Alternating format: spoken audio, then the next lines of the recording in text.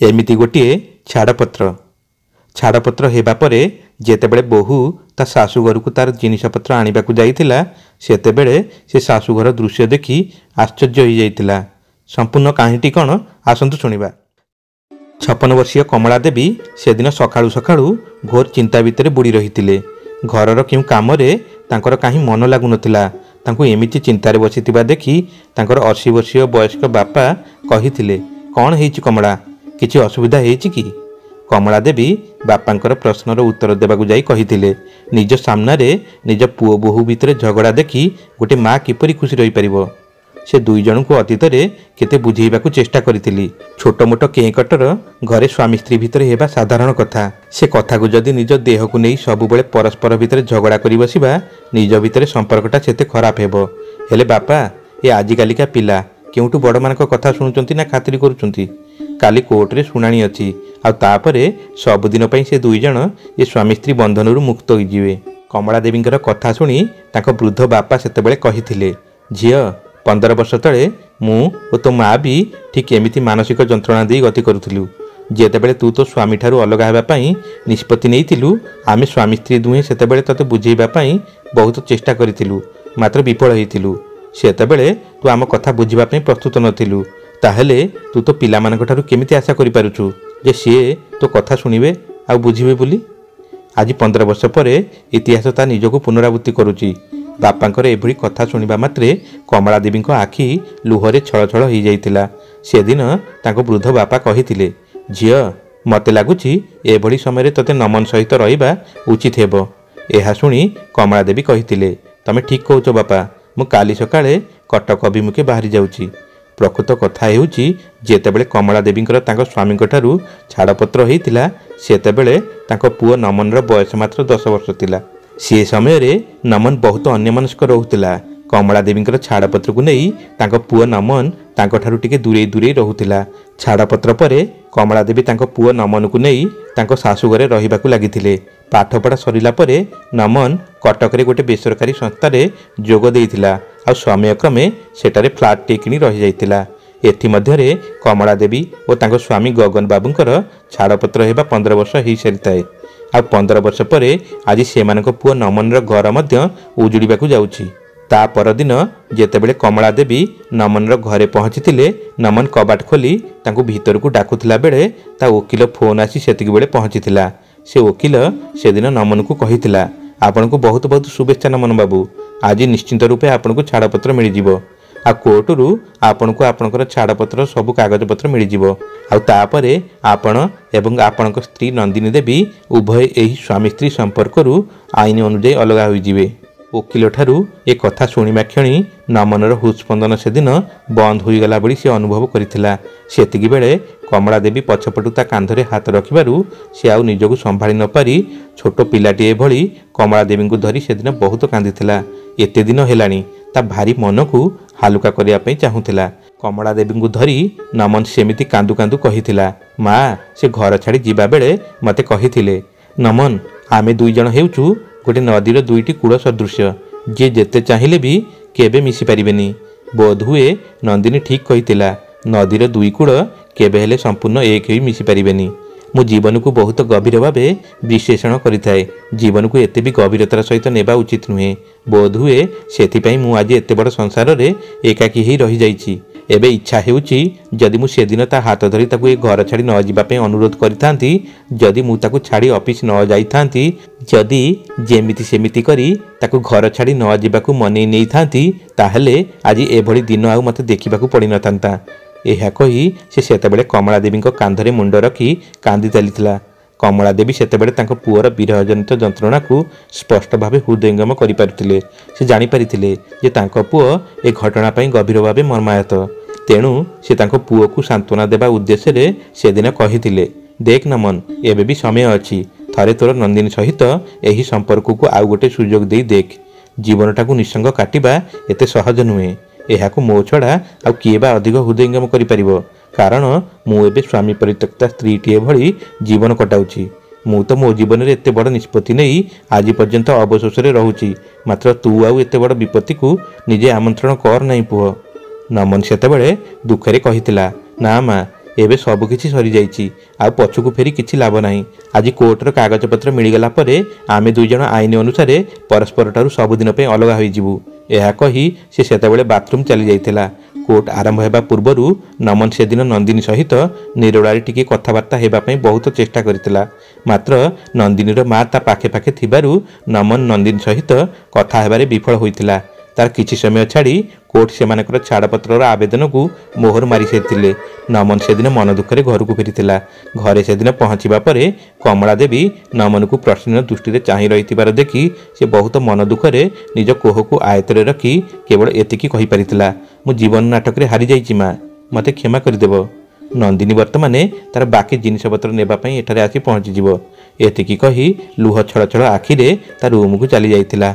आलमीरा खोलिला बेड़ू देखिला से नंदिनीर किछि शाड़ी और पोशाक पड़ीथिला जहाकू नमन नंदिनी को मन रखिबा पई सजाड़ी करी रखिथिला। से सबु देखिबा परे ता आखि लुहरे भरी जाइथिला। से निजको कोसुथिला आ मन भितरे निज सहित कथा हेबारे लागि जाइथिला। मु काहेकि निजको एते अनुशासन रे रखिथिली जे नंदिनी को श्वासरुद्ध हेबारे लागिथिला। मु काहेकि निजको ता सहित चलिबा पई अनुकूल करि परिली नाही। जदि सेतेबेले मु परिस्थिति अनुଯାयी निजको टिके बदलाई देई थांती तेबे बोध हुए नंदिनी एवं मु आज एकाठी थांतु। अन्यपटे नमनक घर आड़कू नंदिनी आसुथुवा बेले ता मनरे विभिन्न प्रकार प्रश्न उंकी मारी ता मन को भाराक्रांत कर देउथिला। से भाबुथिला बोध हुए जीवनटा एहीपरी आम सामने थिबार निजर लोकटा को बुझिबा बेलकू से आमठारू बहुत दूर को चली जाइताए। जेतेबेले साथी एही रहुथिलु मु ताको बुझी पारु नथिली आ बुझिला बेलकू बहुत डेरी हो जाइछि। तुम बिना नमन ए जीवन अधा। मु मो निज हाथ में तुम पाखक फेरिबार बाट सबुदिन पई बंद कर देइछि। एहीपरि चिंतार घूर्णिबलय हठात नंदिनी को अतीत को टाणी नेइतिला। नमन और नंदिन कॉलेज रे साथी होई पढ़ुथिले। सेमिति देखिबाकू गले से समय रे नंदिनीर ध्यान केबे नमन उपर को जाई नथिला। मात्र जेबे नमन फर्स्ट ईयर रे समस्त ठारू भल नंबर रखी प्रथम होइतिला नंदिनी सेतेबेले आश्चर्यचकित होई रहि जाइतिला जे गोटे पुओ होई ता नंबर एते भल केमिति रहि पाइला। कारण सेतेबेले ता क्लास रो पुओ पिला माने एते भल पढ़ापढ़ी करू नथिले। तेणु नमनर पढ़ापढ़ी रे एते आग्रह देखि से ता प्रति आकर्षित हेबारे लागितिला। धीरे धीरे सेमानक भितरे कथाबार्ता आरंभ होइतिला। आ किछि दिन अंतराल रे दुई जण परस्पर को मने मने पसंद करिबारे लागिथिले। मात्र दुई जनक भितरे केही काहाकू निजर मन कथा जणाई नथिले। एमिति कॉलेज सरी शेष दिन आसी पहुँचिला। नंदिनी साहस करी से दिन नमन निकट को आसी कहिथिला, नमन मु आमर ए बंधुता को आ गोटे संपर्कर ना देबाकू चाहूची आ जीवन सारा तुम सहित रहिबाकू चाहूची। हाँ नमन, आमर ए बंधुता भितरे मु तुम सौंदर्य और गुण रे प्रभावित होई तुमको भल पाई बसिची। नंदिनी ठारू सेतेबेले ता हृदयर एते बड़ कथा शुणी नमन आश्चर्यचकित होई किछि समय सेमिति छिड़ा होई रहिथिला। से केबे स्वप्न रे भी भाबी नथिला जे ता मन भितरे नंदिनी को नै जो गभीर भल पाइबार प्रबल इच्छा जाग्रत हेउतिला नंदिनीर हृदय रे मध्य ता पई सेमिति भल पाइबा थिला। नंदिनी सामना रे ता कथार प्रति उत्तर न देई नमन तार भावना राइज रे घुरी बुलुथुवा बेले नंदिनीर डाकरे से प्रकृष्टित होई नंदिनी को सेतेबेले ता मन कथा जणाइथिला जे सीए भी ताकू बाहा हेबाकू चाहूची। ता सहित सारा जीवन ता हाथ धरी संसार गढ़िबाकू चाहूची। एहा कही से नंदिनीर हाथ को निज हाथ भितर जाबड़ी धरी छिड़ा होइतिला। आ नंदिनी नमनर हृदयर कथा जानी पारी सेतेबेले बहुत खुशी होइतिला। एमिति से दिन से दुहे परस्पर को विवाह करबाकू स्थिर करथिले। मात्र से दुहे भिन्न जातिर हेइतिबारु सेमानकर विवाह हेबा एते सहज नथिला। नमनर परिवार ए बाहागर को स्वीकृति देइथिबा बेले नंदिनीर परिवार ए प्रस्ताव को ग्रहण करबाकू सेतेबेले प्रस्तुत नथिले। अन्यपटे नंदिनीर एका जिद थिला से बाहा हेब जदि केवल नमन को नहेले से आत्महत्या करिवो। शेषरे नंदिनीर जिद आगरे ता परिवार ए बाहागर को स्वीकृति देबाकू बाध्य होइथिले सत। मात्र सेमानक परिवार नमन को ज्वाई रूपरे हृदयर सहित आपणेबाकू प्रस्तुत नथिले। एमिति द्वंद्व भितरे कॉलेज छाड़िबार 2 वर्ष परे से दुई जनकर बाहागर हो जाइतिला। नंदिनी एबे ता बाहागर पररे से सुंदर मुहूर्त मानकू मने पकई आत्मविभोर होई जाउथला। जेतेबेले ता बाहागर पर नंदिनी नमनर घरे प्रथम थर पई पाद रखिथिला सेतेबेले नमन गोटे धड़ा पेपर उपरे ता पादर चिन्ह नैतिला। आ तार 2 दिन परे से पेपर को फोटो फ्रेम करी घर को नहीं आसीथिला। नंदिनी सेतेबेले से फोटो फ्रेम को देखी आश्चर्य होई नमन को पचारि बसिथिला जे एहा तो तुमे मोर गृह प्रवेश बेले नैथिल आ आज काहेकि ताहाकू एमिति फ्रेम करी नहीं आसीछ। नमन एहार उत्तर देई सेतेबेले कहिथिला, ଶୁଣ ନନ୍ଦିନୀ, ଗୋଟେ ଝିଅ ତାର ନିଜ ବାପା ମାଆଙ୍କୁ ଛାଡ଼ି ପର ଘରକୁ ବୋହୂ ହେଇ ଆସିଥାଏ ଆଉ ତା ସ୍ୱାମୀ ସହିତ ସାରା ଜୀବନ ବିତେଇ ଦେଇଥାଏ। ସେଥିପାଇଁ ସେ ସ୍ୱାମୀଟିର ଏହା କର୍ତ୍ତବ୍ୟ ଅଟେ। ସେ ତା ଘରର ଲକ୍ଷ୍ମୀକୁ ସେତିକି ଭଲ ପାଇବା ସମ୍ମାନ ଦେବା ଉଚିତ ଯେତିକି ସେ ତା ବାପ ଘରେ ପାଇଥିବ। ତେଣୁ ସେ ଦିଗରେ ମୋର କେବଳ ଏ ଛୋଟ ପ୍ରୟାସଟିଏ ମାତ୍ର।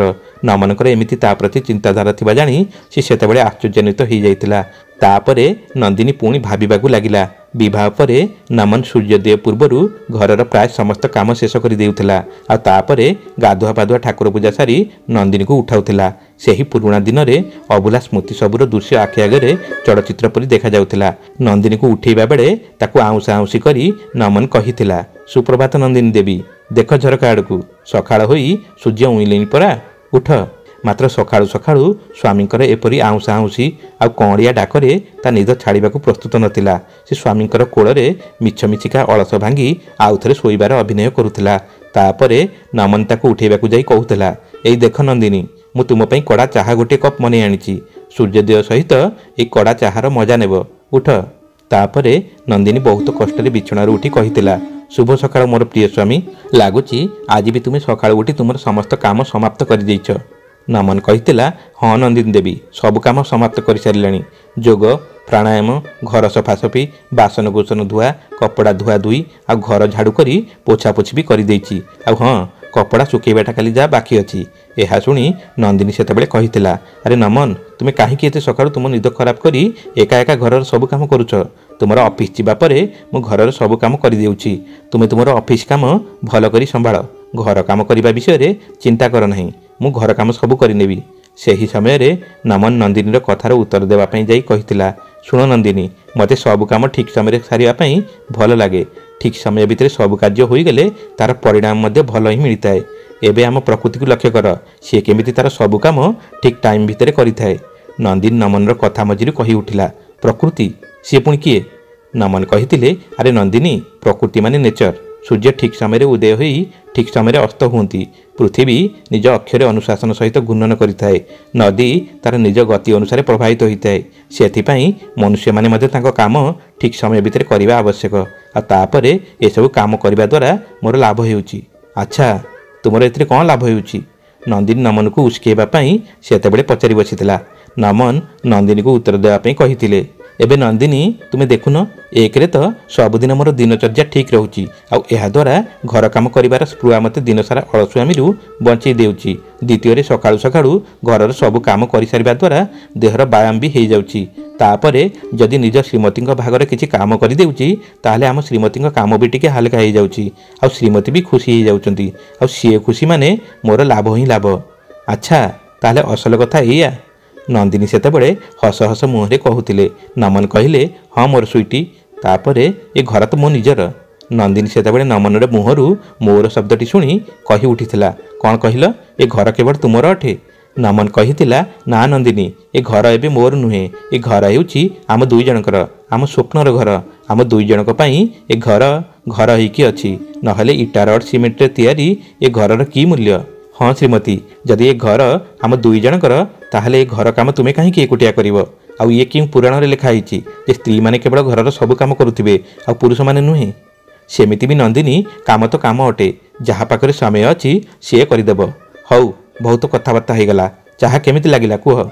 ଆରେ ଶ୍ରୀମାନ, ଚାହା ତମେ କରିବା ଆଉ ପସନ୍ଦ ନ ହେବ ଏମିତି କେବେ ହେଇପାରିବ?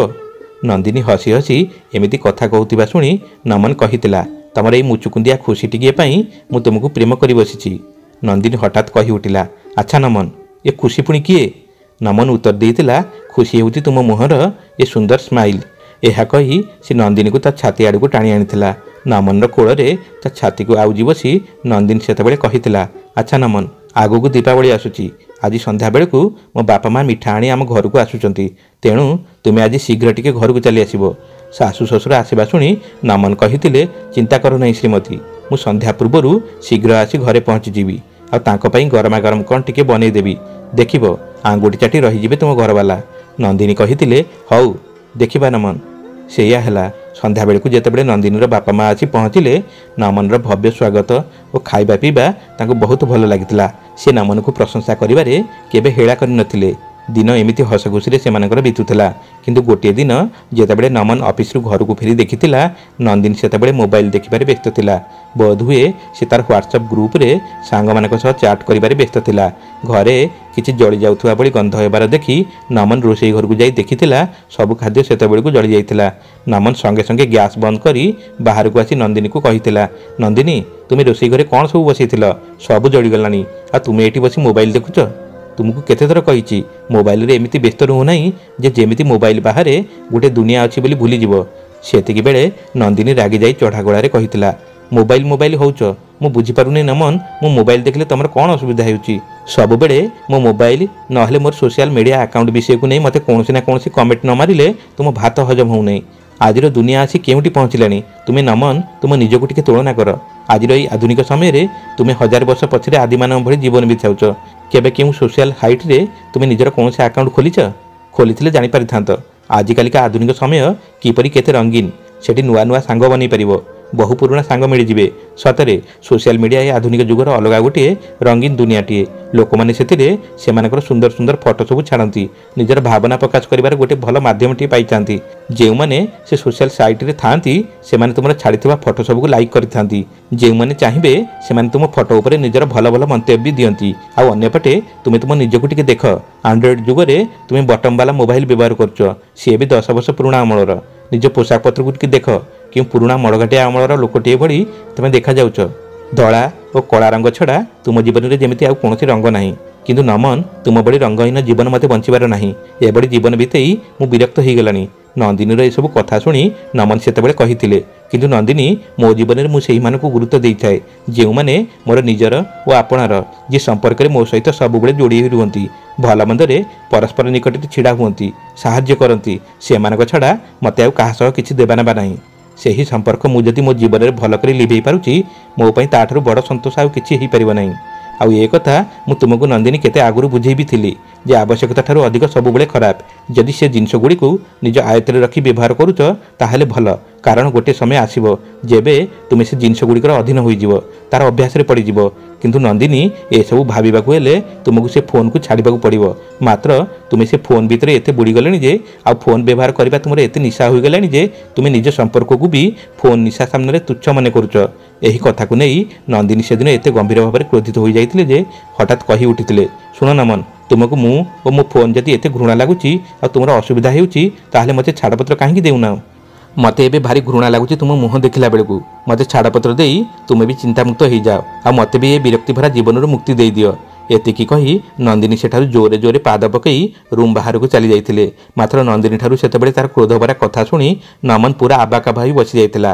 ता पाद तळु माटी खसीगला बेली ताकू सेतेबेले अनुभव होइतिला। आखिरु तार रही रही लुह बोई आसुतिला। ताकू विश्वास हेउनतिला जे ये सेई झिह तो जे ताकू निज जीवनरु बेसी भल पाउतिला बोली कहूतिला। अन्यपटे नंदिनी बिछणा उपरे गड़पड़ हो आखिरी लुह जरी भाभी चलता, मो बापा माँ जहाँ कहते सब अक्षरे अक्षरे सत, ए नमन मो पाई उपयुक्त नुहे। मात्र अतीत मुझे कथा को भ्रुक्षेप न करी एते बड़ भूल निष्पत्ति नहीं जाई आज निज जीवन को नष्ट कर देइछि। एमिति दिन बीतुला। से दुई जन पुनर्बार परस्पर सहित आडजस्ट हो चलने चेष्टा करिबारे लागिथिले। से मानक बाहागर को वर्षे पूर्वा जाउथिला। विवाह वार्षिक गोटे दिन पूर्व नमन ता स्त्री नंदिनी को कहिथिला, नंदिनी काली आमे बाहागर को गोटे वर्ष संपूर्ण हेबाकू जाउछि। नंदिनी उत्साहित होई संगे संगे कहिथिला, ताहले नमन कुह काली मते केमिति मनैब, काली आमर विवाह वार्षिकी। नमन सेतेबेले खुशी हो जाई कहिथिला, आसंता काली सकाळे प्रस्तुत होइथिबो।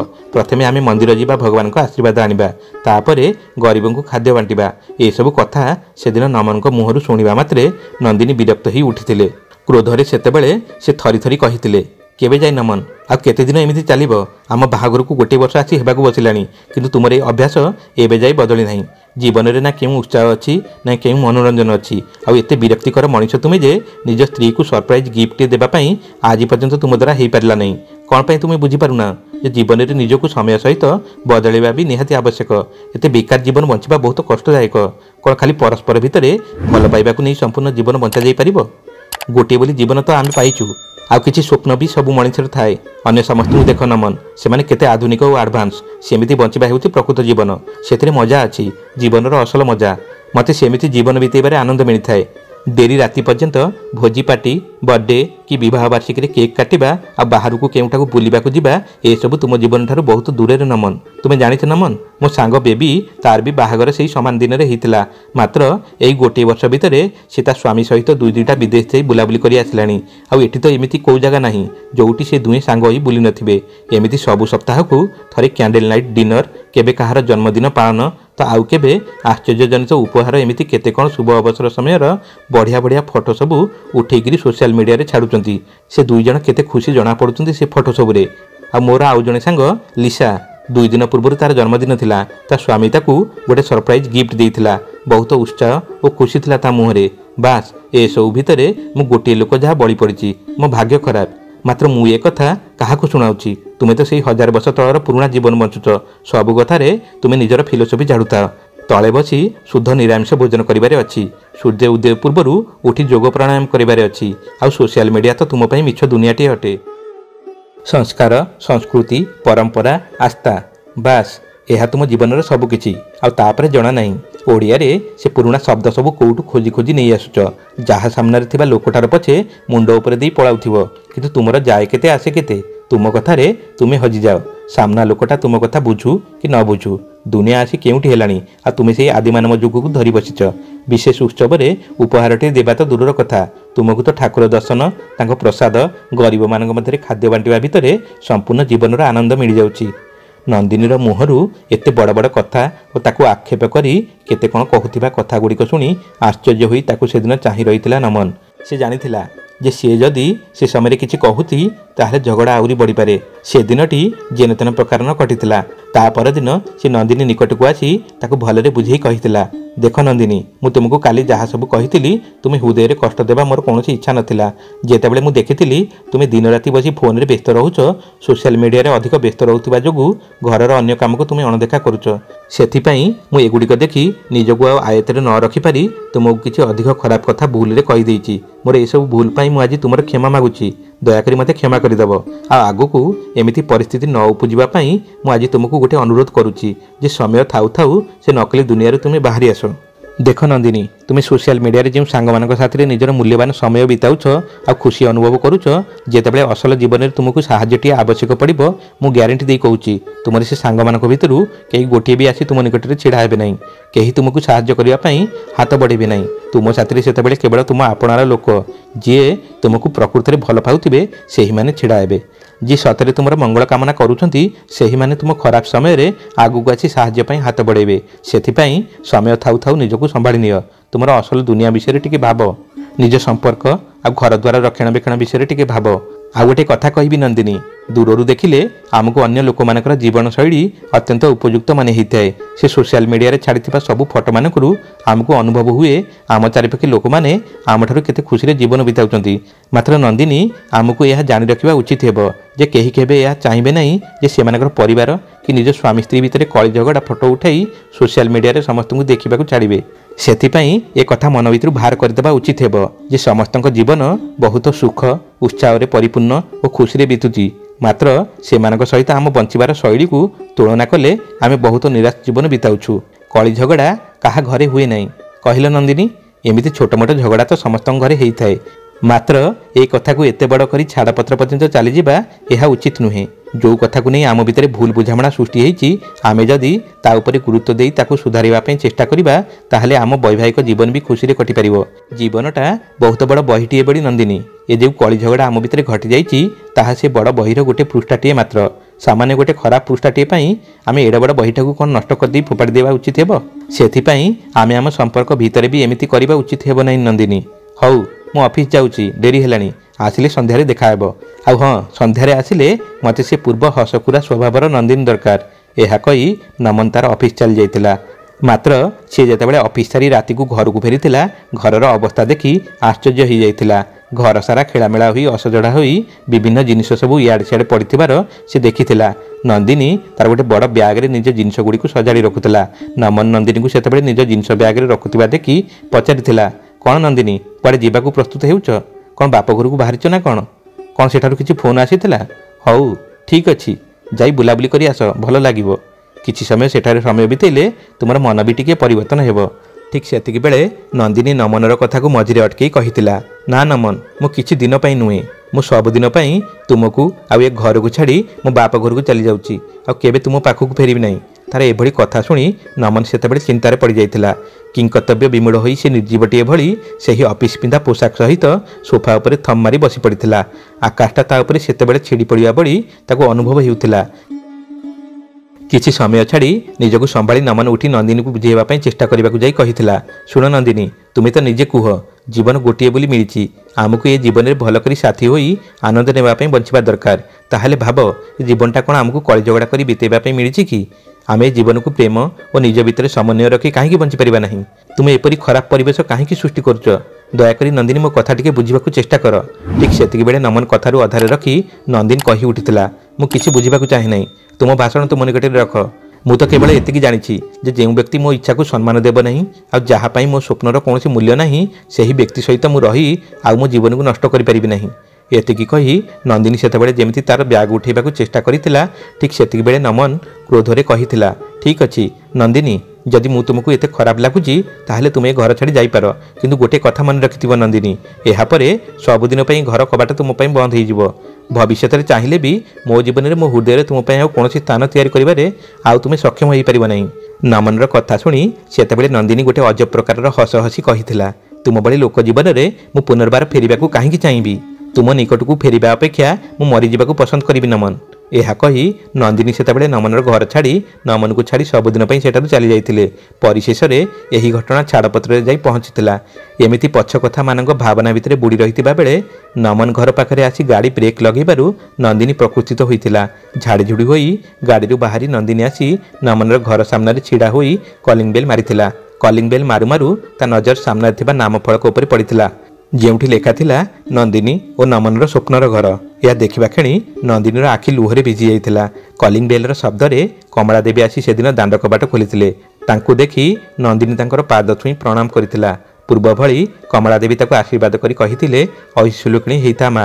एहा सुनिबा क्षणी नंदिनी आश्चर्य होई कमला देवी को चाही छिड़ा होइतिला। सेतेबेले सेही समय रे नंदिनीर फोनटी आसी पहुंची जाइतिला। फोन रिसीव करी नंदिनी कहितिला, हाँ माँ मु पहुँची गलानी। ता माँ अन्यपटू मोबाइल रे कहितिले, शुण झियो सेठार अधिक समय बितेबा किछि आवश्यक नहीं, जिनस धरी शीघ्र चली आसिबु। ठीक अछि कही नंदिनी फोन काटितिला। घर भीतर को जाई देखितिला तार निज हाथ में सजैथिबा से घरर सबु कोण अनुकोण पूर्व भली सेमिति सजै होइथिला। मने पकई देउथिला तार से पुराना दिन मानकर स्मृति सबु। से घर थिला सेतेबेले तार स्वप्नर घर। ता हाथर स्पर्श रे सेदिन हसी उठिथिला। सामना कांथरे नंदिनीर बहु बेशरे थिबा सुंदर फटोटी टंगा होइथिला। से फटोटी सेदिन जेमिति नंदिनी को पचारुथिला, कौन नंदिनी हेगला तोर सबु स्वप्न पूरा? जहा पई तू तो प्रेमिक नमन को एटी छाड़ी चली जाइथिलु, जहा सहित तू होम निया को साक्षी रखी 10 दिगपाल को साक्षी रखी 7 जन्मर साथी होई रहिबा पई कथा देइथिलु। तापरे नंदिनीर आखि ता पाद चिन्ह उपर पड़िथिला, जहाकू नमन बड़ श्रद्धारे फटो बंदेई करी कांथरे आई टांगिथिला। तापरे नंदिनी देखि पारिथिला तार ओ नमनर फटो, जेउथिरे दुहे हाथ धराधरी होई बहुत खुशी जना पड़ुथिले। हठात नंदिनी को सेतेबेले अनुभव हेउथिला जेपरी से घरर सब जिनिस जहाँ से अतीत निज हाथ में सजै सजै रखिथिला सेमाने रही रही ताकू सेही गोटिए प्रश्न पचारि चलिथिले, कौन पाई तू निजर स्वप्नर सुंदर घर को निज हाथ में भांगिदेलु? ता आखिरु लुह सेतेबेले आउ ता आयतरे नथिला, बोही चालुथिले अमानिया होई तार अजाणतरे। आखिर लुह को पोछि पोछि से ता रूम भीतर को जाइथिला। सेठारे देखिथिला ता सामनारे नमन छिड़ा होईची। नंदिनीर हाथ में कोर्टर कागज पत्र देखि से सेतेबेले मने मने निजको कहि हेउथिला, नंदिनी ए कोर्टर कागज पत्र रे जहाँ भी लेखा होईची तुमे एठारु नै जाई पार, मात्र आम दुई जनक भितर थिबा से जरूरी जिनिसटी केबे हेले नै परिबो नै। सतरे ए कोर्ट कागज खंडक एते जरूरी थिला? एमिति किछि क्षण मन भितरे मनर प्रश्नर उत्तर निजे देउथिबा बेले भावना राइजरू बाहरी नमन सेतेबेले नंदिनी को पचारिथिला, आउ केमिति अछ नंदिनी? उत्तर रे नंदिनी कहिथिला, मु ठीक अछि। नमन तुमे कुह तुमे केमिति अछ? ता प्रश्नर उत्तर देबाकू नमन किछि कहिबा पूर्वरु नंदिनीर फोन को सेतेबेले तार जणे अंतरंग बंधुर फोनटी आसी पहुंचितिला। फोन कॉल रिसीव करी नंदिनी सेतेबेले जहा सबु ता बंधुठारु शुणिथिला ताहा शुणी से आश्चर्यचकित होई बसी पड़िथिला। ताकू सेतेबेले एमिति लागुथिला जेमिति आकाशटा ता उपरे छिड़ी पड़ुची। ता बंधु को से सेतेबेले थरथर स्वर रे कहिथिला, कोन कहूचु? एमिति हेई परिबो नै सांग, ଏହା କହି ନନ୍ଦିନୀ ସେତେବେଳେ କାନ୍ଦିବାକୁ ଲାଗିଥିଲା। ନନ୍ଦିନୀକୁ ଏମିତି ଖିନଭିନ ହେଇ ସେତେବେଳେ କାନ୍ଦୁଥିବାର ଶୁଣି କମଳା ଦେବୀ ତାଙ୍କ ରୁମ୍ରୁ ବାହାରି ସେଠାରେ ଆସି ପହଞ୍ଚିଥିଲେ। ସେପଟେ ନମନ ବି ନନ୍ଦିନୀକୁ ଏମିତି କାନ୍ଦୁଥିବାର ଦେଖି ଆଶ୍ଚର୍ଯ୍ୟ ହୋଇଯାଇଥିଲେ। ତେଣୁ ସେ ପଚାରି ଦେଇଥିଲେ, କ'ଣ ହେଇଛି ନନ୍ଦିନୀ? ନନ୍ଦିନୀ ସେତେବେଳେ କହିଥିଲା, ନମନ, ମୋ ସାଙ୍ଗ ଆତ୍ମହତ୍ୟା କରିବାକୁ ଚେଷ୍ଟା କରିଛି। ସେ ମେଡ଼ିକାଲରେ ଆଡ଼ମିଟ୍ ଅଛି। ମୋତେ ଏବେ ତୁରନ୍ତ ତାକୁ ଦେଖା କରିବାକୁ ଯିବାର ଅଛି।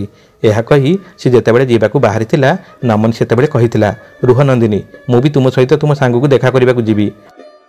ନନ୍ଦିନୀ ନମନ ସହିତ ସ୍କୁଟିରେ ବସି ତା ସାଙ୍ଗ ଆଡ଼ମିଟ୍ ହୋଇଥିବା ମେଡ଼ିକାଲ ଅଭିମୁଖେ ବାହାରି ଯାଇଥିଲେ। ସେଠାରେ ପହଞ୍ଚି ନନ୍ଦିନୀ ତା ସାଙ୍ଗକୁ ପଚାରି ବସିଥିଲା, ମୋତେ କହ ସାଙ୍ଗ, ତୁ ଏମିତି ଗୋଟେ ସାଂଘାତିକ ପଦକ୍ଷେପ କାହିଁକି ନେଲୁ? କ'ଣ ତୋର ଅସୁବିଧା? ଏସବୁ କରିବା ପୂର୍ବରୁ ତୁ ତୋ ପରିବାର ବିଷୟରେ ଟିକେ ବି ଭାବିଲୁ ନାହୁଁ? ନିଜ ସ୍ୱାମୀଙ୍କ ବିଷୟରେ ବି ଥରୁଟିଏ ଚିନ୍ତା କଲୁ ନାହୁଁ ଯେ ସିଏ ତୋ ବିନା କେମିତି ଜୀବନ ବିତେଇବ? ସାଙ୍ଗେ ସାଙ୍ଗେ ତା ସାଙ୍ଗ କଥା ମଝିରେ କହି ଉଠିଥିଲା, ଆଲୋ ନନ୍ଦିନୀ, ମୁଁ କେବଳ ତାଙ୍କ ପାଇଁ ଆଜି ଏଭଳି ଗୋଟିଏ ପଦକ୍ଷେପଟିଏ ଉଠାଇବାକୁ ବାଧ୍ୟ ହେଲି। ଏହା ଶୁଣି ନନ୍ଦିନୀ ସେତେବେଳେ ଆଶ୍ଚର୍ଯ୍ୟ ହୋଇଯାଇ କହିଥିଲା, ଆଲୋ ଏମିତି କିପରି ହୋଇପାରିବ? ତୁମେ ଦୁଇଜଣ ତ ପରସ୍ପରକୁ ନେଇ ବହୁତ ଖୁସି ଥିଲ। ଏହା ଶୁଣି ତା ସାଙ୍ଗ ଅଜବ ହସଟିଏ ହସି କହିଥିଲା, କେମିତିକା ଖୁସି ଲୋ ନନ୍ଦିନୀ? ଗୋଟେ ସ୍ତ୍ରୀକୁ ଯେତେ ଖୁସି ମିଳିଲେ କ'ଣ ହେଲା? ଯଦି ତାକୁ ତା ସ୍ୱାମୀର ଭଲ ପାଇବା ଟିକେ ନ ମିଳିବ, ସେ ଖୁସିର ମୂଲ୍ୟ କ'ଣ କହ? ଆଉ ବଞ୍ଚି ରହିବାର ମାନେ କ'ଣ କହ? ମୋ ସ୍ୱାମୀକୁ ଆଉ ଗୋଟେ ଝିଅ ସହିତ ପ୍ରେମ ହୋଇଯାଇଛି, ତାହେଲେ ତୁ କହ ନନ୍ଦିନୀ, ମୋର ଆଉ ବଞ୍ଚି ରହିବାର ମାନେ କ'ଣ? ସିଏ ଯଦି ଅନ୍ୟ କେଉଁ ଝିଅକୁ ପସନ୍ଦ କରନ୍ତି, ମୁଁ ଆତ୍ମହତ୍ୟା କରିବା ଛଡ଼ା ଆଉ କ'ଣ କରିପାରିବି? ତୁ କହ। ସବୁ ସତ୍ୟ କଥା ଜାଣିବା ପରେ ନନ୍ଦିନୀ ଆଶ୍ଚର୍ଯ୍ୟ ହୋଇ ଅନେଇ ରହିଥିଲା। ମନେ ମନେ ଭାବୁଥିଲା ତାର ଓ ନମନର ସମ୍ପର୍କ ବିଷୟରେ। ସେ ଲୋକଟା କେବଳ ତାକୁ ପ୍ରଥମରୁ ଭଲ ପାଇ ଆସୁଛି। ଜୀବନରେ କେବେ ତା ଭଲ ପାଇବାରେ କିଛି ଅଭାବ ରଖିନାହିଁ। ତାର ସବୁ ଆବଶ୍ୟକତାକୁ ପୂରଣ କରିବା ପାଇଁ ପ୍ରାଣପଣେ ଚେଷ୍ଟା କରି ଆସିଛି। ତାହେଲେ ତାଙ୍କ ଦୁଇ ଜଣଙ୍କ ଭିତରେ ସମ୍ପର୍କ କାହିଁକି ଭାଙ୍ଗିଗଲା? କିଛି ସମୟ ପରେ ନନ୍ଦିନୀ ଓ ନମନ ହସ୍ପିଟାଲରୁ ବାହାରକୁ ଆସୁ ଆସୁ ନମନ ନନ୍ଦିନୀକୁ ପଚାରିଥିଲା, ଏବେ ତୁମେ କୁଆଡ଼େ ଯିବ ନନ୍ଦିନୀ? ଯଦି ଭଲ ଲାଗୁନାହିଁ ତାହେଲେ ମୁଁ ତୁମକୁ ନେଇ ଘରେ ଛାଡ଼ିଦେବି। ତୁମ ଜିନିଷ ଆମ ଘରେ ଯାହା ଅଛି କାଲି ପଥେ ନେଇଯିବ। ନମନର କଥା ସରିଛି କି ନାହିଁ, ନନ୍ଦିନୀ ସାଙ୍ଗେ ସାଙ୍ଗେ କହି ଉଠିଲା, ନା ନମନ, ଚାଲ ତୁମ ଘରକୁ ଯିବା। ଗୋଟିଏ ଥର ମୁଁ ଘରକୁ ଫେରିଯିବା ମାନେ ଆଉ କେବେ ତୁମ ଘରକୁ ଆସିପାରିବି ନାହିଁ। ଦୁଇ ଜଣ ସ୍କୁଟିରେ ବସି ଯାଉଥିବା ବେଳେ ବାଟ ସାରା ନନ୍ଦିନୀର ମନ ଭିତରେ ବିଭିନ୍ନ କଥାକୁ ନେଇ ଦ୍ୱନ୍ଦ୍ୱ ଉପୁଜିବାରେ ଲାଗିଥିଲା। ଭାବୁଥିଲା, ନମନ ଠିକ୍ କହୁଥିଲେ, ଯେଉଁମାନେ ସୋସିଆଲ ମିଡ଼ିଆରେ ଖୁସି ଥିବାର ଦେଖାଯାଆନ୍ତି ତାମାନେ ନୁହେଁ ଯେ ସେ ତାଙ୍କ ଅସଲ ଜୀବନରେ ବି ଖୁସି ଥାଆନ୍ତି। ଆଉ ଆମେ ସେମାନଙ୍କୁ ଦେଖି ତାଙ୍କ ସହିତ ନିଜର ତୁଳନା କରି ତାଙ୍କ ଭଳି ଜୀବନ ବିତେଇବାକୁ ଇଚ୍ଛା କରିଥାଉ। ଏହା ଭିତରେ କିନ୍ତୁ ଆମ ନିକଟରେ ଥିବା ବ୍ୟକ୍ତିମାନଙ୍କ ଗୁରୁତ୍ୱକୁ ବୁଝିବାକୁ ଭୁଲି ଯାଇଥାଉ ଆଉ ସେମାନଙ୍କୁ ଅଣଦେଖା କରିଥାଉ। ଯାଉଥିବା ବେଳେ ରାସ୍ତାରେ ଟ୍ରାଫିକ୍ ଲାଇଟ୍ ରେଡ୍ ସିଗ୍ନାଲ ଦେଖି ସେମାନେ ଅପେକ୍ଷା କରିଥିଲେ।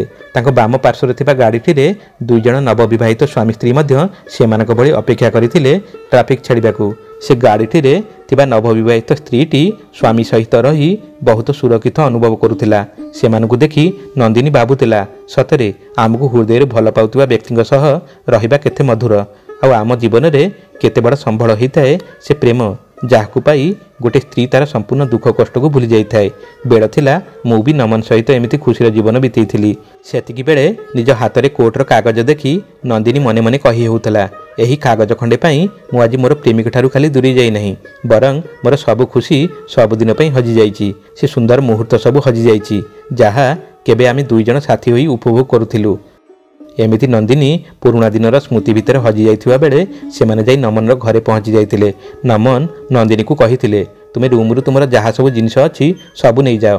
ଏହା କହି ନମନ ଯେତେବେଳେ ରୁମ୍ରୁ ବାହାରି କମଳା ଦେବୀଙ୍କ ନିକଟକୁ ତାଙ୍କ ରୁମ୍କୁ ଯାଉଥିଲା, ଠିକ୍ ସେତିକି ବେଳେ ନନ୍ଦିନୀ ତାକୁ ପଛରୁ ଡାକି କହିଥିଲା, ଶୁଣ ନମନ, ମୋତେ ତୁମ ସହିତ କଥା ହେବାର ଅଛି। ନମନ ନନ୍ଦିନୀକୁ ପଛକୁ ବୁଲି ଚାହିଁବାରୁ ଦେଖିଥିଲା ନନ୍ଦିନୀ ଆଖିରେ ଆଖିଏ ଲୁହ। ତାକୁ ଏମିତି କାନ୍ଦୁଥିବାର ଦେଖି ସେତେବେଳେ ନମନ ପଚାରିଥିଲା, କ'ଣ ହେଇଛି ନନ୍ଦିନୀ? ତୁମ ଦେହ ଭଲ ଅଛି ତ? ସୋଫାକୁ ଆଙ୍ଗୁଳିରେ ଦେଖେଇ ସେ କହିଥିଲା, ଆସ ନନ୍ଦିନୀ, ଏଇଠି ଟିକେ ବସ, କ'ଣ କହିବାକୁ ଚାହୁଁଛ? ନମନ ପଚାରିଥିଲା। କିନ୍ତୁ ସେତେବେଳେ ନନ୍ଦିନୀ ବି ନମନକୁ କିଛି କହିପାରିନଥିଲା। ସେ ମନ ଦୁଃଖରେ ବସିଥିଲା। ତାକୁ ବହୁତ ଦୁର୍ବଳ ଲାଗୁଥିଲା। କିଛି ସମୟ ଚୁପଚାପ ବସିଲା ପରେ ନମନ କହିଥିଲା, ତୁମେ ଏହା ଭିତରେ କେବେ ଅନୁଭବ କରିନାହ କି ତୁମକୁ ମୋ ସହିତ କଥା ହେବା ଦରକାର ବୋଲି? କିଛି ନହେଲେ ଥରୁଟିଏ ମୋତେ ଫୋନ୍ଟେ ତ ନିହାତି କରିପାରିଥାନ୍ତ। କ'ଣ ଏତେ ଦୁର୍ବଳ ଥିଲା ଆମ ଦୁଇ ଜଣଙ୍କର ପୂର୍ବ ସମ୍ପର୍କ? ଏହା କହୁ କହୁ ତା ଆଖିରେ ଲୁହ ଜକେଇ ଆସୁଥିଲା। ସେତିକି ବେଳେ ନନ୍ଦିନୀ ତାର ଲୁହ ଭରା ସ୍ୱରରେ କହିଥିଲା, ସତ କଥା କହିବି ନମନ, ମୋର ଏଇ ଘର ଛାଡ଼ି ସବୁଦିନ ପାଇଁ ଚାଲିଯିବାର ନିର୍ଣ୍ଣୟ ମୋ ନିଜ ଗୋଡ଼ରେ ନିଜେ କୁରାଢ଼ି ମାରିବା ଭଳି ମୋତେ ଅନୁଭବ ହେଉଥିଲା। ମୁଁ ତୁମ ଉପରେ ଟିକେ କ୍ରୋଧ କ'ଣ କରିଥିଲି ଯେ ଅନ୍ୟ ଲୋକମାନଙ୍କୁ ଆମ ଦୁଇ ଜଣଙ୍କ ସମ୍ପର୍କ ଭିତରକୁ ଆସିବା ପାଇଁ ଅନୁମତି ଦେଇଥିଲି। ମୋ ନିଜ ଲୋକ ମୋର ତୁମ ଉପରେ ଏମିତି ଅଭିମାନକୁ କେତେବେଳେ ଘୃଣାରେ ରୂପାନ୍ତରିତ କରିଦେଇଥିଲେ ମୋତେ ଜଣା ବି ପଡ଼ିନଥିଲା। ଆଉ ଯେତେବେଳେ ମୋତେ ଏ କଥାଟା ଅନୁଭବ ହେଇଥିଲା ମୁଁ ସେତେବେଳକୁ କୋର୍ଟ କାଗଜରେ ଛାଡ଼ପତ୍ର ପାଇଁ ଦସ୍ତଖତ କରିସାରିଥିଲି। ମୋ ନିଜ ଲୋକମାନେ ମୋତେ ତୁମଠାରୁ ଏମିତି ଦୂରେଇ ଦେଇଥିଲେ ଯେ ମୁଁ ଆଉ ତୁମ ନିକଟକୁ ଫେରି ପାରିନଥିଲି। ମାତ୍ର ଏସବୁ ଭିତରେ ମୁଁ ପ୍ରକୃତ ଦୋଷୀ ଥିଲି, ଏଇଟା ମୁଁ ମାନୁଛି, ଯାହାଦ୍ୱାରା ସେମାନଙ୍କୁ ସୁଯୋଗ ମିଳିଯାଇଥିଲା। ନମନ, ସବୁକିଛି ମୋ ନିଜ ହାତରେ ନଷ୍ଟ କରିସାରିବା ପରେ ମୋତେ ଏବେ ଏମିତି ଲାଗୁଛି ଯେପରି ସବୁକିଛି ମୁଁ ହରାଇ ବସିଛି। ମୋତେ ଏମିତି ଲାଗୁଛି ଯେମିତି ମୋ ଜୀବନଟା ମୋ ଠାରୁ ଦୂରେଇ ଯାଉଛି। ଆଜି ମୁଁ ବୁଝିପାରୁଛି ଯେଉଁ ଲୋକ ମୋତେ ଏତେ ସମ୍ମାନ ଦେଉଥିଲା, ଭଲ ପାଇବା ଦେଉଥିଲା, ମୁଁ ତା'ର ଗୁରୁତ୍ୱ ସେତେବେଳେ ବୁଝିପାରିନଥିଲି। ଆଉ ସେ ସମୟରେ ତୁମେ ମୋତେ ମୋ ଭଲ ପାଇଁ ଯାହା ବୁଝାଉଥିଲ ମୋତେ ସେଗୁଡ଼ିକ ସେ ସମୟରେ ଜମା ଭଲ ଲାଗୁନଥିଲା। ମାତ୍ର ଏବେ ଧୀରେ ଧୀରେ ତୁମ କହିଥିବା କଥାଗୁଡ଼ିକ ମୋତେ ବୁଝାପଡ଼ୁଛି ଆଉ ମୁଁ ଜାଣିପାରୁଛି ଆଜିର ଯୁଗରେ ସମ୍ପର୍କ ଭାଙ୍ଗିବାର ସବୁଠାରୁ ବଡ଼ କାରଣ ହେଉଛି ଆମେ ଆମର ମୌଳିକ ମୂଲ୍ୟବୋଧଠାରୁ ଦୂରେଇ ଯାଇଛୁ। ଆମେ ଆମ ଇଚ୍ଛା ଅନୁସାରେ ବଞ୍ଚିବାକୁ ଚାହୁଁଛୁ। ସୋସିଆଲ ମିଡ଼ିଆ ଅତ୍ୟଧିକ ବ୍ୟବହାର କରିବା ହେତୁ ଆମେ ଆମ ପ୍ରିୟଜନଙ୍କ ସହିତ ଅଧିକ ସମୟ ବସି କଥାବାର୍ତ୍ତା ହେବା ପାଇଁ ସମୟ ଦେଇପାରୁନାହୁଁ। ଏହାଦ୍ୱାରା ଆମେ ଆମ ସମ୍ପର୍କକୁ ସମ୍ପୂର୍ଣ୍ଣ ଅବହେଳା କରୁଛୁ। କିନ୍ତୁ ନମନ, ମୁଁ ଏସବୁ ବୁଝିବା ପାଇଁ ବୋଧହୁଏ ବହୁତ ଡେରି କରିଦେଇଛି। ଏହା କହି ନନ୍ଦିନୀ ସେତେବେଳେ କାନ୍ଦିବାକୁ ଲାଗିଥିଲା। କିଛି ସମୟ ପରେ ନିଜକୁ ସମ୍ଭାଳି ନମନକୁ ପଚାରି ବସିଥିଲା, ଆଚ୍ଛା ନମନ, ତୁମେ ଚାହିଁଥିଲେ ମୋତେ ଫୋନ୍ କରିପାରିଥାନ୍ତ। କିଛି ନହେଲେ ଥରୁଟିଏ ମୋତେ ମନେଇବାକୁ ଚେଷ୍ଟା ତ କରିପାରିଥାନ୍ତ। ନହେଲେ ମୋତେ ନେବା ପାଇଁ ମୋ ଘରକୁ ତ ଆସିଯାଇପାରିଥାନ୍ତ।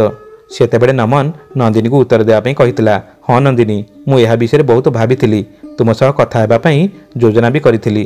ମାତ୍ର ମୁଁ ମୋର ଅହଂ ଭାବନା ହେତୁ ତୁମ ସହିତ କଥା ହେବାରେ ବିଫଳ ହୋଇଥିଲି। ବୋଧହୁଏ ଅହଙ୍କାରର ଗୋଟେ ବିରାଟ ପାଚେରୀ ମୋ ଭାବନାଠାରୁ ଅଧିକ ଶକ୍ତିଶାଳୀ ହୋଇ ମୋ ସାମ୍ନାରେ ଛିଡ଼ା ହୋଇଥିଲା। ଯଦି ମୁଁ ସେତେବେଳେ ଏହାକୁ ଅଣଦେଖା କରି ପରିସ୍ଥିତିକୁ ସୁଧାରିବାକୁ ଚେଷ୍ଟା କରିଥାନ୍ତି, ତେବେ ହୁଏତ ଆମର ଏ ସମ୍ପର୍କଟି ଭାଙ୍ଗିବାଠାରୁ ରକ୍ଷା ପାଇଯାଇପାରିଥାନ୍ତା। ଏସବୁ କହୁ କହୁ ନମନର ଆଖି ସେତେବେଳକୁ ଲୁହରେ ଭିଜି ଯାଇଥାଏ। ଠିକ୍ ସେତିକି ବେଳେ ନନ୍ଦିନୀ ନମନର ପାଦ ଛୁଇଁ କହିଥିଲା, ମୋ ଦ୍ୱାରା ବହୁତ ବଡ଼ ଭୁଲ ହୋଇଯାଇଛି ନମନ। ତୁମେ କ'ଣ ମୋ ଭୁଲକୁ କ୍ଷମା କରି ମୋତେ ତୁମ ହୃଦୟରେ ଆଉ ଥରେ ସ୍ଥାନଟିଏ ଦେଇପାରିବ ନାହିଁ ନମନ? ନମନ ସାଙ୍ଗେ ସାଙ୍ଗେ ନନ୍ଦିନୀକୁ ତଳୁ ଉଠାଇ ଧରି କହିଥିଲା, ତୁମେ କ'ଣ କହୁଛ ନନ୍ଦିନୀ? ମୋ ହୃଦୟରେ ତୁମ ସ୍ଥାନ ସବୁବେଳେ ଅଛି ଆଉ ରହିଥିବ। ତୁମେ ଶାରୀରିକ ସ୍ତରରେ ମୋ ଠାରୁ ଦୂରେଇ ଯାଇଥିଲ ସତ, କିନ୍ତୁ ଏମିତି କେଉଁ ଗୋଟିଏ ଦିନ ନଥିବ ଯେବେ ମୁଁ ତୁମ ବିଷୟରେ ନ ଭାବି କାନ୍ଦି ନଥିବି। ଫେରିଆସ ନନ୍ଦିନୀ, ମୋତେ ତୁମର ଆବଶ୍ୟକ ଅଛି। ନମନ ମୁହଁରୁ ତା ପ୍ରତି ଏପରି ଶବ୍ଦ ସବୁ ଶୁଣି ସେ ଖୁସିରେ ବାକ୍ଶୂନ୍ୟ ହୋଇଯାଇଥିଲା। ଗୋଟିଏ ନିଶ୍ୱାସରେ ସେ ଧରିଥିବା କୋର୍ଟ କାଗଜପତ୍ରକୁ ଟିକ୍ ଟିକ୍ କରି ଚିରି ଦେଇଥିଲା। ଠିକ୍ ସେତିକି ବେଳେ ନନ୍ଦିନୀର ଫୋନ୍ ବାଜି ଉଠିଲା। ସେ ଫୋନ୍ ଉଠାଇବାରୁ ଅନ୍ୟପଟୁ ତାର ମା କହିଥିଲା, ଝିଅ, ଏପର୍ଯ୍ୟନ୍ତ ତୁ ଘରକୁ କାହିଁକି ଆସିନାହୁଁ? ନନ୍ଦିନୀ କହିଥିଲା, ମା, ମୁଁ ତ କେବେଠାରୁ ଘରକୁ ଆସି ସାରିଲାଣି, କିନ୍ତୁ ତୁମ ଘରକୁ ନୁହେଁ, ବରଂ ମୋ ଘରକୁ, ମାନେ ନନ୍ଦିନୀ ଏବଂ ନମନର ସ୍ୱପ୍ନର ଘରକୁ। ଆଉ ଏବେଠାରୁ ଏହା ଆମର ଘର ଅଟେ ମା। ଏହା କହି ନନ୍ଦିନୀ ତାର ଫୋନ୍ କାଟିଦେଲା। ତାପରେ ନମନର ଛାତିରେ ମୁଣ୍ଡ ରଖି ରହି ରହି କାନ୍ଦୁଥିଲା। ନମନ ନନ୍ଦିନୀକୁ ଛାତିରେ ଜାବୁଡ଼ି ଧରି ତାର ଆଖିରୁ ଲୁହ ବୁହାଉଥିଲା ଆଉ କହୁଥିଲା, ମୁଁ ତୁମକୁ ବହୁତ ଭଲ ପାଏ ନନ୍ଦିନୀ। ଓ ସିଏ ବି ନମନର ଦୁଇ ବାହୁ ଭିତରେ ଥାଇ କହୁଥିଲା, ମୁଁ ତୁମକୁ ମୋ ଜୀବନଠାରୁ ବେଶୀ ଭଲ ପାଉଛି ନମନ। ମୋତେ କ୍ଷମା କରିଦିଅ ନମନ। ମୁଁ ଆଉ ଏଭଳି ଭୁଲ ଜୀବନରେ କେବେ କରିବି ନାହିଁ। ନମନ ନନ୍ଦିନୀର ଏସବୁ ପ୍ରେମଭରା କଥା ଶୁଣି ତାକୁ କୋଳେଇ ଧରି ତାର ମଥାରେ ଚୁମ୍ବନଟିଏ ଦେଇଥିଲା। ସେତେବେଳେ ଉଭୟଙ୍କ ଭିତରେ ଭାବପ୍ରବଣତାର ସମସ୍ତ ପ୍ରତିବନ୍ଧକ ଭାଙ୍ଗି ଯାଇଥିଲା ଏବଂ ଉଭୟ ପରସ୍ପରର ସ୍ପର୍ଶ ପାଇ ଆଉ ଥରେ ତାଙ୍କର ସ୍ୱପ୍ନର ଘରକୁ ମିଶି ତୋଳିବା ପାଇଁ ସଂକଳ୍ପବଦ୍ଧ ହୋଇଥିଲେ। ପରସ୍ପର ବାହୁବନ୍ଧନରେ ଥାଇ ଲୁହଭିଜା ଆଖି ଓ ପ୍ରେମଭରା ସ୍ପର୍ଶରେ ଥରୁଥିଲେ। ଏମିତି କିଛି ସମୟ ଗଲା ପରେ କମଳା ଦେବୀଙ୍କୁ ତାଙ୍କର ଏହି ଖୁସି ଖବର ଶୁଣାଇବାକୁ ତାଙ୍କ ରୁମ୍କୁ ଯାଇ ଖୋଜିଲା ବେଳକୁ ସେ ସେଠାରେ ନଥିଲେ। ସବୁଆଡ଼େ ଖୋଜାଖୋଜି କରି ସେ ଘରେ ନଥିବାର ଜାଣିପାରି ନମନ ତାଙ୍କୁ ଫୋନ୍ ଲଗାଇବାକୁ ଚେଷ୍ଟା କରିବାରୁ ଫୋନ୍ରେ ଶୁଣିବାକୁ ପାଇଥିଲେ, ଆପଣ ଯାହାକୁ ଫୋନ୍ କରୁଛନ୍ତି ସେ ଏବେ ଅପହଞ୍ଚ ଦୂରତାରେ ଅଛନ୍ତି। ଏହିପରି ନମନ କମଳା ଦେବୀଙ୍କ ସହ କଥା ହେବା ପାଇଁ ବାରମ୍ବାର ଫୋନ୍ ଲଗାଇ ବିଫଳ ହୋଇଥିଲା। ପ୍ରାୟତଃ 1 ଘଣ୍ଟା ପରେ କମଳା ଦେବୀ ନମନକୁ ଫୋନ୍ କରିଥିଲେ। ନମନ ଡରି ଡରି ପଚାରିଥିଲେ, ମା, ତୁମେ ଏବେ କେଉଁଠି? ଆମକୁ ନ କହି କେଉଁଆଡ଼େ ଚାଲିଯାଇଛ? ଏମିତି କ'ଣ କିଏ କରେ? ଅନ୍ୟପଟରୁ ମା କମଳା ଦେବୀ କହିଥିଲେ, ପୁଅ, ଏମିତି ତ ଛୁଆମାନେ ସେମାନଙ୍କ ବାପା ମାଆଙ୍କୁ ଆଦର୍ଶ ବୋଲି ମାନନ୍ତି ଏବଂ ତାଙ୍କଠାରୁ ବହୁତ ଜିନିଷ ଶିଖିଥାନ୍ତି। ମାତ୍ର ଆଜି ତ ମୋତେ ମୋ ପିଲାମାନଙ୍କଠାରୁ ଜୀବନର ସବୁଠାରୁ ବଡ଼ ମୂଲ୍ୟବୋଧଟିଏ ଶିଖିବାକୁ ମିଳିଲା।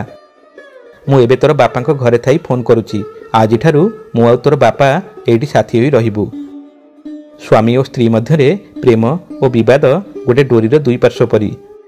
ଛୋଟ ମୋଟ କଳି ଝଗଡ଼ାରେ ଛାଡ଼ପତ୍ର ଭଳି ଏତେ ବଡ଼ ନିଷ୍ପତ୍ତି ନେବା ଉଚିତ ନୁହେଁ, ଯେଉଁଥିପାଇଁ ସାରା ଜୀବନ ଅନୁତାପ କରିବାକୁ ପଡ଼ିବ। बंधुगण आशा करूछु आपण मानकु ए कहानी निश्चय पसंद आसीथिबो। कहानी पसंद आसीथिले हमर ए चैनल को लाइक एवं शेयर कर दियंतु। हां जदि हमर ए चैनल को नुवा करि आछिथिति चैनल टी को सब्सक्राइब करबा संगे संगे बेल आइकन को दबेई ऑल बटन टी को चिपि दियंतु।